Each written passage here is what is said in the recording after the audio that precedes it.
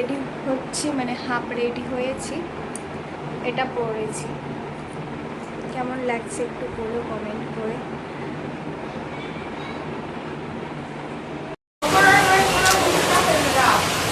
নিয়ে আয় গাড়িটা নিয়ে আয়।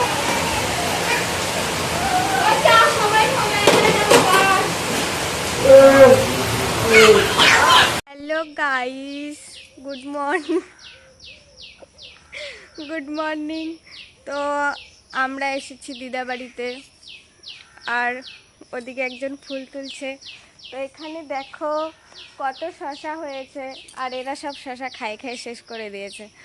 2-3টা মনে হয় আছে, তাও ছোট ছোট, দূরের থেকে দেখা যাচ্ছে না।